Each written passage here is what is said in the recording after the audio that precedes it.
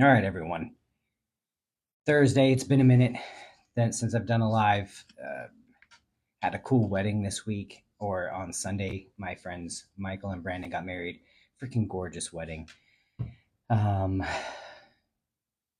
Dealing with different issues, different things, but man, has the markets had some interesting dynamics. And this is something that most loan officers have been telling people, like, you can't time the market because it's so volatile. You got to buy the house, which they say date the rate, marry the property. Neither of those are true. Let me pull up the charts. There we go. Let me move my head out the way. You can take a screenshot again. If you're just joining, my name is Ron Toy. I'm with the Ron Toy team at Cross Country Mortgage, licensed residential mortgage loan officer. I help people get the financing they need to invest in residential real estate. Let me show you the charts. And I've got things highlighted. So we broke under the 200-day moving average, which is not good.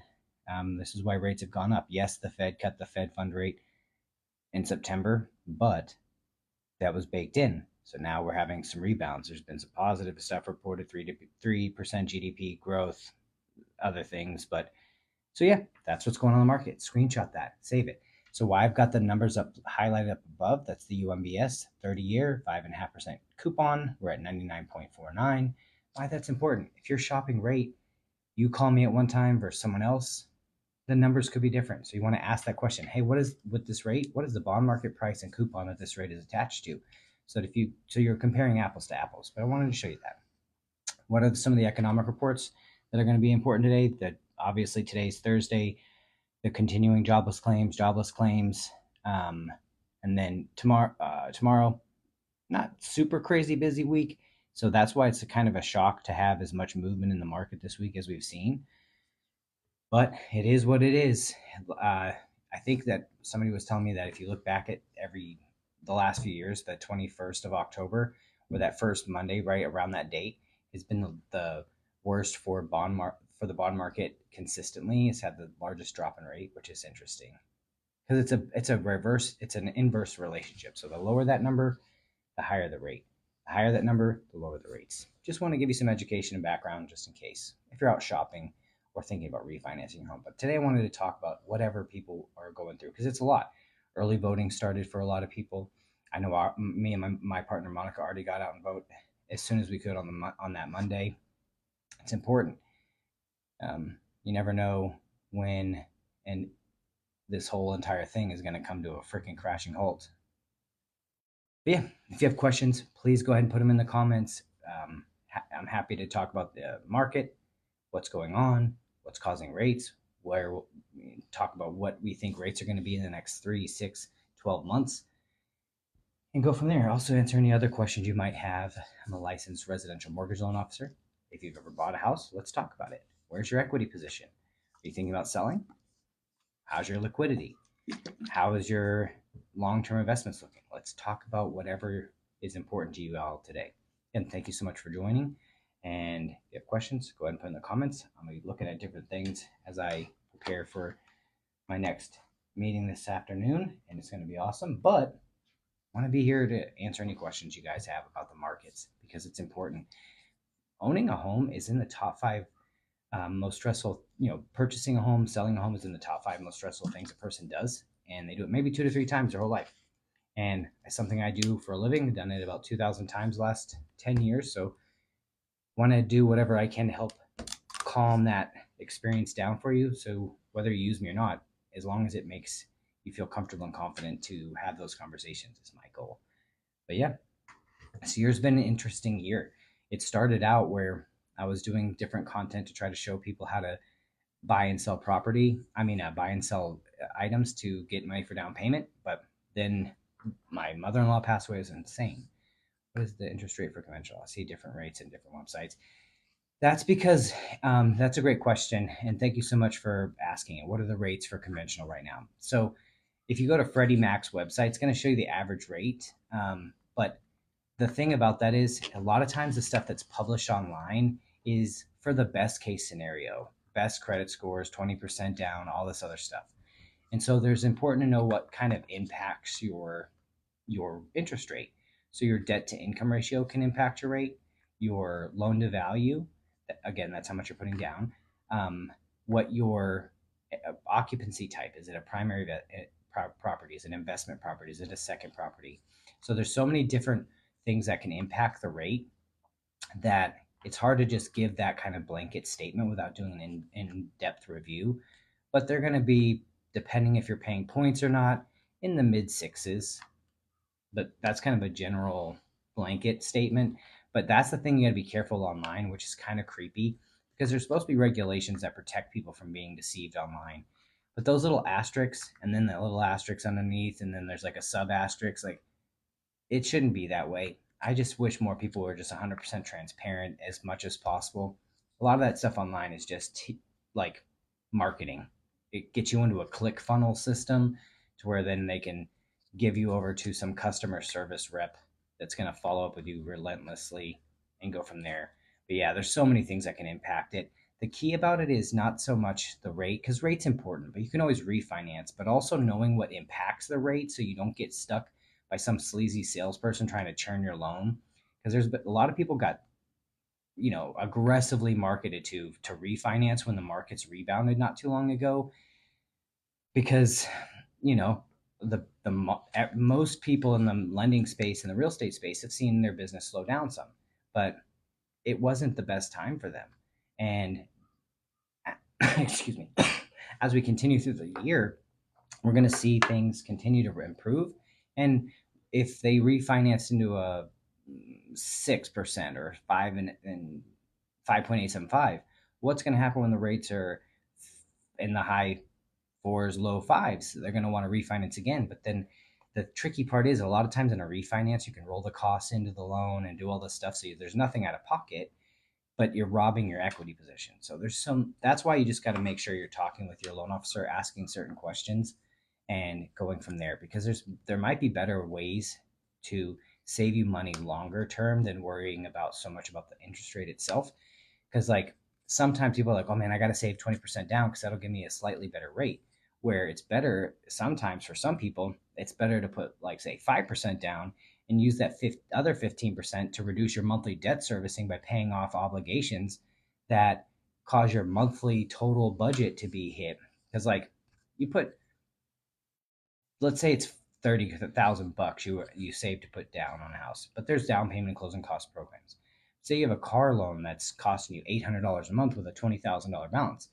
In most cases, it'd be better to pay off that car, save you the $700 a month, and use 10,000 plus some combination of seller credits and down payment assistance, because now your monthly debt servicing is going to be reduced significantly, because that $20,000 might change your payment $40 or $50 a month if you apply it towards your house, but it saves you $700 if you pay off a debt. So that's why I like to do these lives, because it gives opportunity for me to just chat and propose ideas. Now, obviously, run it by your loan officer. Let him see the numbers or her see the numbers. But sometimes it's better to look at your overall financial picture than just worry about that one thing, because it's easy to get hyper focused on one aspect of it. But like property, depending on where you live, look at the appreciation rate. What's the average appreciation over the last 3 years, 5 years, 7 years, 10 years? Which I can run a report card for any area if you put it in the DM or shoot me an email and I can send it to you. Because if your property is appreciating, like here in North Texas, where I'm at, Dallas, Collin County, all up in this area, Frisco, homes have appreciated in the last few years like 7%, 8%. I mean, 2021, 2022, homes appreciated 20% and 15%. Like it's been crazy. So some people waited to buy thinking that prices were going to drop, or they wanted rates to come down even more. And since then, homes just continue to go up and rates have gone up. So that's why it's hard to time the market. It's better to just get in and ride it and, have that stability. But yeah, that's kind of how that's working on. But yeah, if you have any questions, go ahead and put in the comments. Freaking A. Can't take my medicine on live or they'll ban it. But yeah, if you have questions, put it in the comments. I do need to remember to take it though. All right. Yeah, I'm here to help. Ron Toy team, Cross Country Mortgage, licensed residential mortgage loan officer. Been doing it about 10 years, helped about 2,000 families with their home investment journey. I love it. I think sometimes some of the solutions I come up with is a little outside of the box, which I think helps. It's why I've been successful is I'm not an order taker. I want to help make sure whatever we do is prudent and suitable for your current and long-term financial goals. Yeah, there's a lot of crazy stuff going on out in the world. A lot of people are like, "Damn, Ron, it's hard out here." You know, prices for everything is up. Groceries are up. Everything is up. I can't even think about buying a home, and I get it. I totally want to validate that experience. It's important because it is crazy how expensive things have gotten.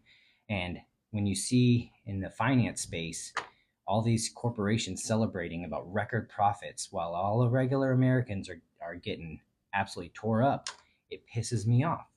And because we're the ones suffering and they're the ones punishing us in essence for inflation. When you look at the numbers and inflation, like when you see price for goods go up but then there's record profits, that means that they gouged us and that needs to be fixed. Like there shouldn't be an ability for companies to just work to get, but that's what do you expect when five companies own all the major markets, all the major grocery stores, all the major medias? It's like we're supposed to have been protected from monopolies from for this very moment, but our government has just been overtaken by lobbyists, and it is what it is. But that impacts every aspect. But we have to define reality the way it is, not the way we hope it to be. We have to work to get it to where it hoped to be. But right now, it is what it is. Hey, just wanted to say, hope you have a great. Thank you, Dash. I hope you have a great day too. It means a lot. People sometimes pop in to say good things. That's awesome. It's way better than when people try to troll and say asinine things. So I appreciate your time. That means a lot to me. And that's what I'm here for because I don't want people. I'm tired of information that's valuable that could impact people's lives being held back from the masses. Like you don't have to use me. Like I want you to have an impetus to have that conversation with someone else and or myself, but just start thinking about it because if people are renting, they're paying a mortgage. It's just not their own. And I feel like that the idea of this American dream of like buying this big house with a picket fence and all this stuff has really hurt people because it's allowed them to miss the opportunities to start building generational wealth earlier. I'm 41. I'll be 42 in March. March 13th is my birthday. And seeing as if I could go back in time, because my son, he just turned 20. He'll be 21 in May. Like, man, if I could go back to your age, I would do this, this, this. And he's actually listening. What do you do for work, if you don't mind me asking? Oh, so I'm a licensed residential mortgage loan officer. So I help people get the financing they need to invest in residential real estate, whether that's one unit up to four units. And we actually do help people build up to 25 unit apartment communities. So I am a lender. I help people get the money they need to buy property. But yeah. And I also invest in my own properties. I've bought and sold multiple over the years and absolutely love the opportunity to grow your wealth quickly through homeownership, but it's not meant to be like a get rich quick scheme. And anybody trying to sell you that vision is not looking out for you because sometimes it is quick to get over leveraged and that can be detrimental. And that's something I want to help people avoid because going back to that dream of like what people think, oh, I'm going to wait till this. Nah, if you go over 22, okay, so if I'm 22 and had a basic job, I would look at buying a duplex or a fourplex. The reason, if you do it and because there's down payment and closing cost assistance programs that will give you up to like 5% of your um, total loan amount towards your cash to close. So you could have almost all of your cash to close to cover. So if you bought a fourplex, that's a 4 unit home. You live in one of the parts and rent out the other three. That can help reduce your hit to your debt to income, but now you're spread your risk of home ownership across three doors instead of having individual properties. So, like, I just helped a client who got a check back at closing for $2,700. So it depends on your budget and range, but there's condos, townhomes, duplexes, fourplexes that I would definitely, if I was 22, gosh, the whole world is in front of you and time's going to pass whether you like it or not. It is what it is. So if you do the right things now and set the train track on the right trajectory, that's where your life will change. At 22, congratulations. Buy something you could comfortably, easily afford. Because if you live in it for 12 months, you can use that as rental property and do that again in the next 12 months, next 12 months, next 12 months. So let's pretend you're looking at $100,000 property. a $100,000 condo. To get under contract on a property, you need your earnest money, which is typically 1% of the sales price. So that'd be $1,000. Your appraisal, and that's typically $300 to $700, depending on where you live. So let's call it $700 to be conservative. So $1,700. And option money, which is usually $100. So almost $2,000. But then you need your inspection, because your inspection is different than appraisal. Inspection pretty much protects you. Appraisal protects the lender. So let's add another $500. So $2,500 typically. And if you're using down payment and closing cost assistance, you could get that money back at closing. So $3-4 grand, and maybe you get that money back at closing if there's seller concessions. Like, it doesn't take much. And now you own a property. And imagine this, at 22, you're gonna buy a condo. Cute little 1-bedroom, 2-bedroom apartment. Now it's yours, but you document the process start to finish, your application process, and use it for social media content, your approval process, social media content. Once you actually do close, social media. The DIY is all over this app. Now you're documenting any kind of projects and updates you do. Now you're building this social media platform. Even if you don't think you can do it, if some of these weirdos and dorks on here can do it, guaranteed you can do it, Dash. So, but imagine now you're building all this stuff. It's so many stuff. Anytime you have questions, you're welcome here, and you can send me a DM. But yes, there's so many opportunities out there. And if I could go back at 22, I would do exactly what I suggested. Buy a condo, duplex. Yes, there's so many opportunities out there. And if I could go back at 22, I would do exactly what I suggested. Buy a condo, duplex, fourplex, something that I could comfortably afford, and build my portfolio that way. And every 12 to 24 months, buy another property, hold it, because the appreciation rates is insane on properties. I'm gonna pull that up right now so that I can show you what the average home price appreciation is done since 1942, and why I'm so strong on this. Like, my son, as soon as he's been in the Air Force for 2 years, we're gonna start buying property everywhere he's stationed. He's in South Dakota right now, and he wants to stay in 20 years. And I'm like, son, if you just do what I'm suggesting, by the time you retire, you'll have 10, 15 properties under management, no debt, and be able to retire and cash in, sell the properties, and be done. But this is home price appreciation since 1942. I'm going to move my out of the way so you can screenshot it. Now, the only time in our nation's history since 1942 home values went down was 2007 through 11, and one time in 1990. But in 2007-11, we overbuilt based on demand, and we had very lax lending guidelines. That'll never happen again. Back then, you could fog a mirror, you could get a loan. They had stated income loans. They had balloon mortgages, freaking trash. And so this is why it's important, because look at what happened between 2020 and 2021 and 2022. 2023, home price appreciation was 5.5%. We're on trend for that this year. But people who were like, oh, in 2019, I think I'm going to wait to buy this $300,000 house. Well, then in 2020, that home is now $330,000. And in 2021, now it's almost $400,000. So the cost of waiting is freaking staggering. And that's why I like to share this stuff. But yeah, have as many questions, ask as many questions you want so that you feel comfortable and confident in your next decision. And it's okay to get a game plan in place, because like, say you're like, okay, I want to buy a condo or a duplex, whatever. Now you can start the looking process, feeling it out, vetting it, finding out where the area is. Maybe you don't, some people don't buy because like, I don't know if I want to live here very much longer. Who cares? Buy, hold, buy well under your budget. Because like, say you can afford a $300,000 or $400,000 house, but you're not sure where you're going to live. So you're like, I'll rent this 1-bedroom apartment. It'd be better to buy that 1-bedroom apartment, live in it for a year, and then use that as a rental property, because it's easy to debt service something that's well under budget. And now you have something that's going to grow in equity, and you can also leverage that equity position later. Abso-freaking-lutely, Kevin, I recommend USDA loans. Yes. And there's a cool tool when you go on their website to look up if the property is eligible for USDA. 10 out of 10 recommend. And especially if you can combine that with a construction loan so you don't have any money down, and a USDA, this is why I want to share this information. I'm not the only loan officer that can do this.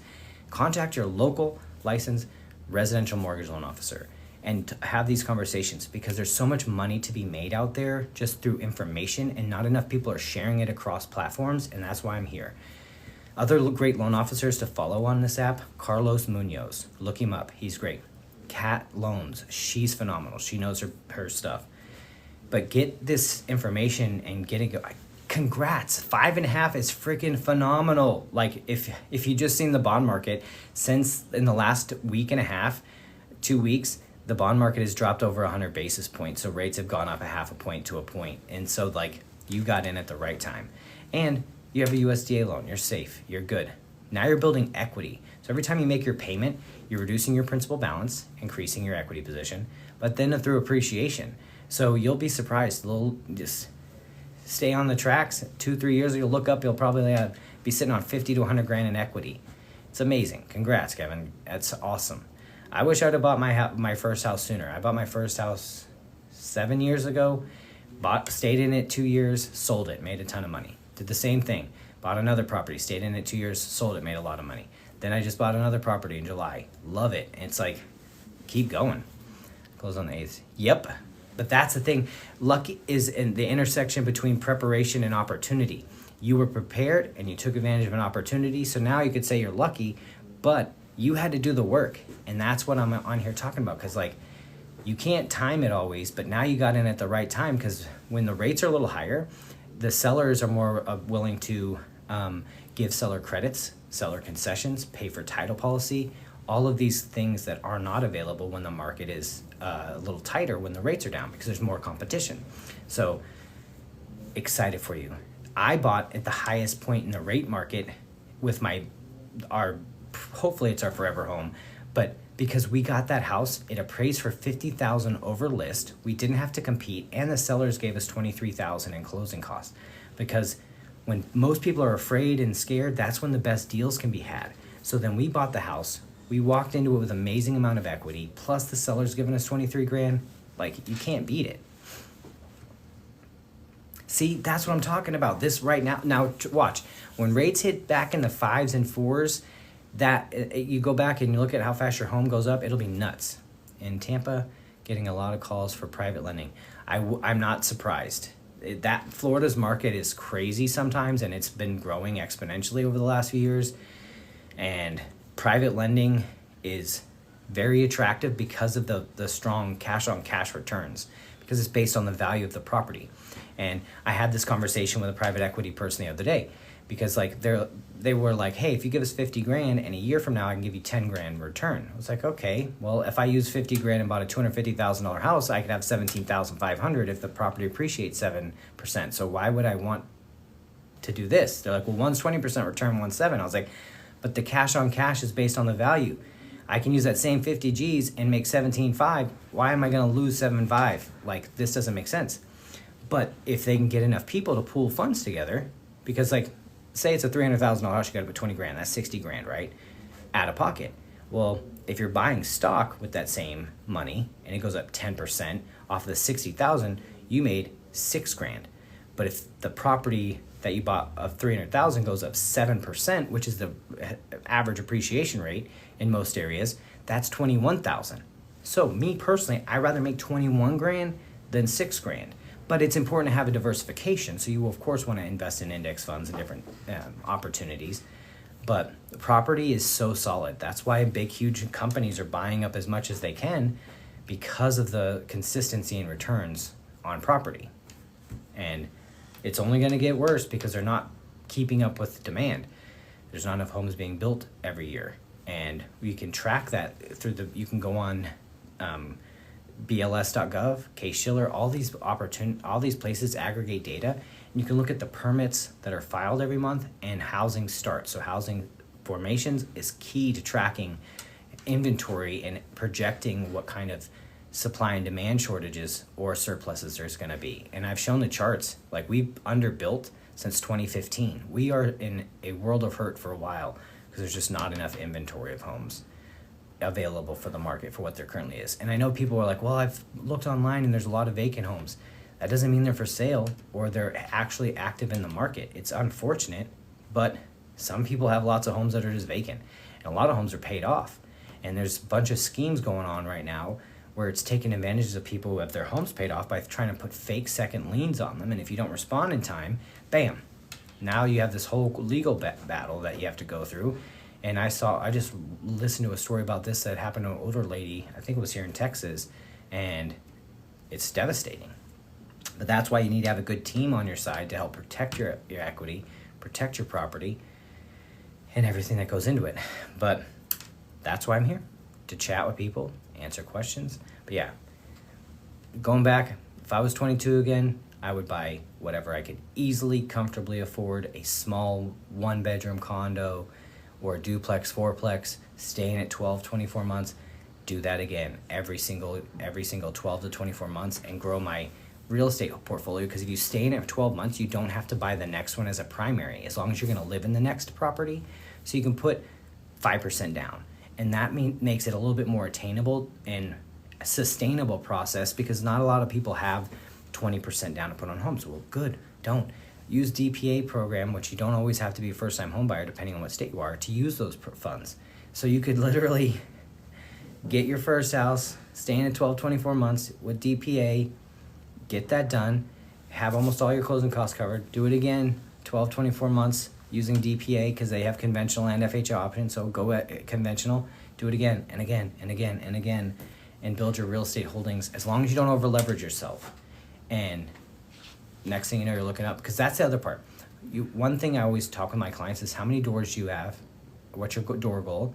So how many properties do you want to own? And sometimes one property could equal 4 doors, like a fourplex. And then also, how much passive income do you need to make in order to buy your freedom, buy your time? Some people, they make $6,000 at their job. Well, what if you could create $6,000 a month in passive income through property ownership and having rents and all of that? Would you still want to work? Well, some people still would want to work, but maybe they don't want to have to work, or they do work differently. That's what my goal is. I want to help people buy freedom and buy their time back, because that's the thing we can't get back. Money, relationships, all this other stuff can be re-earned, remade, but time is over. And I don't think people should be stuck to their jobs and their chairs anymore. Before, I used to work 100 hours a week and be proud about it, grind, blah, blah, blah. It was a trauma response, and it's antiquated mindset. And my family deserves the best of me and not the rest of me. And I think that for everyone on here. So don't ever feel pressure to over leverage your position and buy more home than you actually need. Because in reality, I bought and sold multiple. I know what I'm talking from lived experience. Majority of your time is spent in your master or your primary bedroom, your kitchen, your primary bathroom. Your living room, most people have TVs and projectors now. It's so freaking future. You don't need all that. So when you're looking at a home, the things that I've messed up on, so some of the best learning experiences I can share with you. My partner Monica likes a big closet. Our first house, when she was in Paris, and I looked at it, and it was renovated. It was so gorgeous, but I didn't pay attention to the closet. So when I saw the house, I thought everything was perfect. And I called her. I was like, babe, I found it. We're putting an offer. It's amazing. Greatest house ever. It's got an accessory dwelling unit for your studio. It'll be great. She's like, awesome. How are the closets? And I was like, whoop. Like, I got caught cleaning my room, you know what I mean? And I was like, they're great. I had no idea. I just assumed they were great because everything else in the house was great. But like, newsflash, shocker, we're not great. So then we had to have, for the whole 2 years, we loved the house, but we're like, man, what are we going to do with closet space? And we're looking at renovations, and renovation was going to be super expensive. And so we're like, screw it. We're selling it. We made a good chunk of money because properties appreciated like crazy. Done. Don't compromise on closet. Trust me, it's better to just buy the right house. Bathtubs. She likes big bathtub. Did not pay attention to that. Bought 2 other houses. We're like, oh, this is decent. No. New house, we were like, we're going to have a pool. We're going to have a nice huge closet. We're going to have a nice bathtub. We're going to have everything we want because we lived and learned. Now, I'm not telling you to overspend on your first one and or to miss the opportunities. Like, say if you find a house, because like some people were looking at, they need 2 bedrooms, 2 bathrooms, but the places they see is 2 bedrooms and 1.5 bath. Well, is there enough space in the place to turn that into a 2 bath? Because if you do that and you invest, now you're probably going to increase your property value by 30 to 50,000. And if it's the right home, it might not cost that much. But this is where it's like everything is a holistic. You need to put the pieces to the puzzle together. But it's a fun adventure in home ownership. But I was just talking with one of my friends. I helped one of my clients. They bought in 2019. They bought a house in Frisco for like $350 or $360 grand. and then they were moving to LA, and this was late last year, and they were able to sell their home for almost $700,000. So going to LA, they got to go with over 300 grand in their pocket. It's wicked hard to save $300,000, but because they bought a house and lived in it for a few years and allowed the property to appreciate, they were able to cash in 300 grand and make their life a little bit easier when they moved to LA. It's huge. I love that.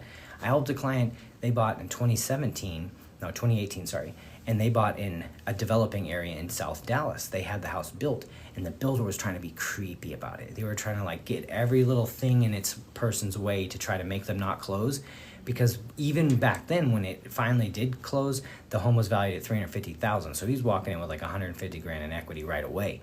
But now that house is worth almost $800,000. Sometimes getting with the right loan officer and the right realtor will help you prospect areas and understand the developing markets so that you can take advantage of those equity positions and, not have to pay the tax, like in a sense, by a flipper doing it. This other thing I like to do is help educate, because there's renovation products. I hate that there's neighborhoods that are intentionally made to have their property values drop through over policing, under investments from the business entities, and next thing you know, there's pawn shops and everything else going in there, driving the values down, and then miraculously, somebody with a Starbucks cup and a pair of Uggs on, and it comes in and then saves the community, and now those homes are going for 800 grand, and the nanas and grandpas that have been there the whole time end up getting forced out of their homes or selling for 20 and 30,000 to these creepy investors that go knock on the door. Hey, your property value, there's a lot of crime. Oh man, knowing that what the plans are in the next 3 to 5 years. Well, how about let's get ahead of that for them, show them how to renovate, and now they make the money, because there's options out there. Just some people don't know what that looks like. Again, you don't have to use me. They can use whoever they want. Just know that their options are out there, so they should start the conversation. Otherwise, it's just going to continue to be the same thing over and over and over. Same type of people getting rich in the country at the expense of everyone else. And I don't like it. I have to be the change I want to see in the world. And part of that is by doing these lives. If you have questions, put them in the comments. My name's Ron Toy with the Ron Toy team at Cross Country Mortgage. If you're just joining, I am a licensed residential mortgage loan officer. I've helped about 2,000 families along their home investment journey in the last 10 years. It's an honor and a privilege. It's a new problem to solve, and that's one of my things. I love problem solving and thinking on the fly. It's awesome for me, and so that's why I love these lives, because people will ask questions like, hey, what about this like, oh great, a new puzzle. But if you could join late, I usually post these on my YouTube channel, which you can find the link on my profile if you want to go back and reference it, because I do share important data points and charts and graphs for you to track it yourself as well. Because again, I like you to have behind the scenes look and not just some person talking to you on the internet. Having supporting documents and data is huge. BLS.gov is a great place to go to aggregate data. The St. Louis Fed, they have an amazing information that you can go and aggregate the data yourself too, so you are an informed consumer. You should be looking at the CPI reports monthly, the PPI reports that come out monthly, the PCE reports that come out monthly. Start reading these, because it does track what's going on in the economy from a consumer side and from a producer side. And you can see the disparity, and you can see the industries that are causing the biggest impacts and make your decision to support them or not. But this is why it's important to have this information and know where to go, so that you can be making a decision that is prudent and suitable for your current and long-term financial goals. Again, if you have any questions, reach out anytime. Thank you to everybody who was on my live today asking questions. It was huge, and I'll follow up and send you that data that I talked about. Thank you. Have a good one.